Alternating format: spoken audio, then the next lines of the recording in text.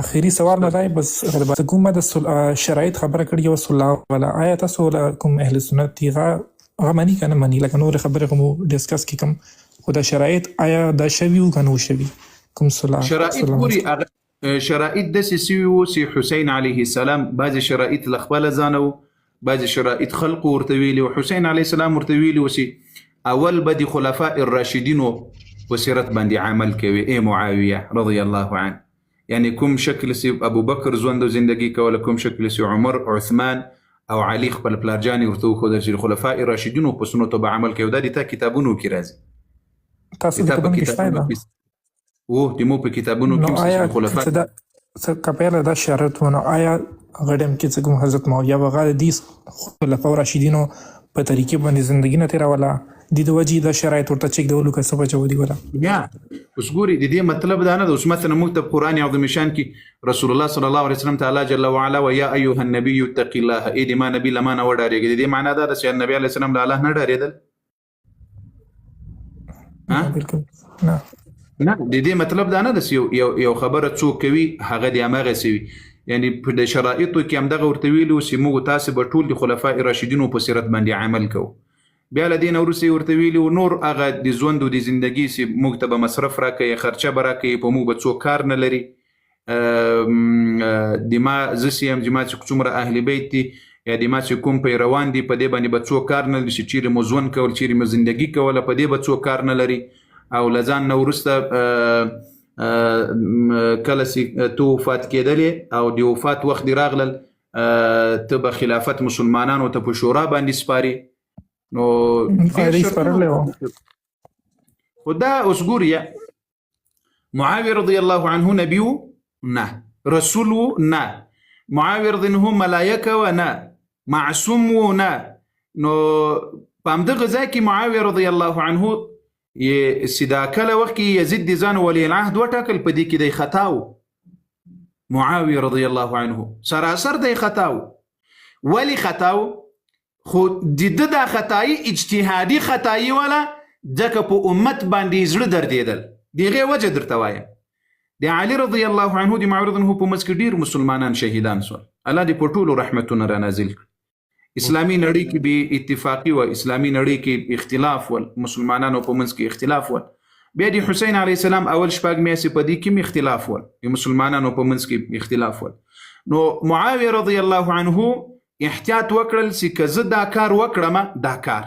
نو امکان لري چې له ما نه وروسته به بیا هغسې جنګونه راشروع نسي لکه څنګه یعنې په ښه نیت دا کار کړی د خو په دې ښه نیت کې دی په غلطه و په خطا باندې د خبر د سر خلاص و که خلاص نسو هر انسان نه غلطي کېږي هر انسان نه اشتباه کېږي یوازې نبی علیه السلام سره دا معصومیت نه ده هغه له نبی علیه السلام سره دفن سو یوازې معصوم رسول الله صلی الله علیه وسلم وسیل نبی علیه السلام نه غلطی نه کېده نور ابو بکر و عمر و عثمان و علی رضوان الله علیهم اجمعین دوی معصوم نه وله دوی نه اشتباهات سوي دي یا اشتباهات کېدل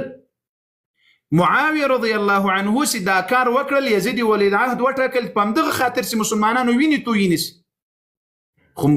معاویه رضی الله عنه په همدغه ځای کې د نورو خلقو مشورې منلې وې د نورو خلقو مشورې منلې وې بیا نو اوس معاویه رضی الله عنه خپل یزید ته خیرا وکړه او هغه یې خیرا یې الله ورته قبوله کړه و ای یزیده که دې له مسلمانانو سره احسان کول او له مسلمانانو سره دې په دین باندې عمل کول الله دې ژوند درکړي او که د اسلام او د دینو خلاف اعمال کول الله دې واخله او هماغه اوس 2 کاله وتم یا چې حکومت وکړل باچي وکړه یزید په ځواني کې په 10 کلنۍ کې بعضې د تاریخ علما لیکي په 10 کلنۍ کې دی مړ سو ورته شرایطو کې کوم بل شرایط څه کوم د امام علیه السلام په خلاف باندې کوم ممبرونه څه کوم د غلط الفاظ یوز کولو زیړې کولې د شرایط کې شرایطو کنه کوم یو شرط وکړو اصل کې دا عدنان صاحب د زړه سره بعضې شیان دي چې هغه لزانو لیکلی سوي دي په دې خاطر باندې چې د مسلمانانو د صحابه سره د خلقو بغض پیدا سي یعنی معاویه رضی الله عنه ته ګوره دا اوس نن زمانه کې که تا خیال کړی وي چې یو څوک د دین خدمت کوي څومره پروپاګند پسې ویلی کېږي که نه ویلی کېږي د الله دپاره ووایه بالکل عدنان سي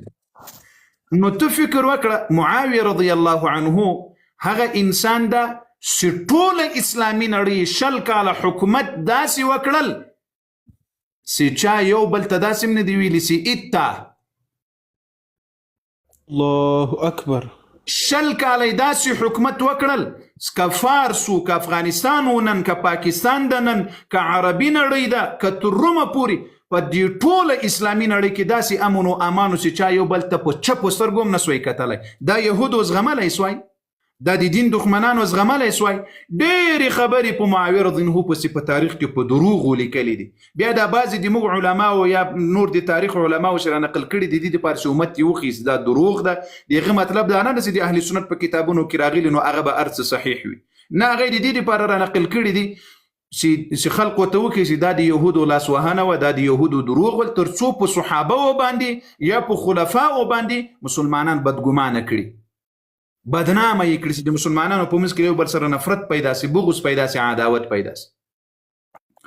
لیکن معاویه رضی الله عنه بیا زه له تانه یو عقلي خبره وکړم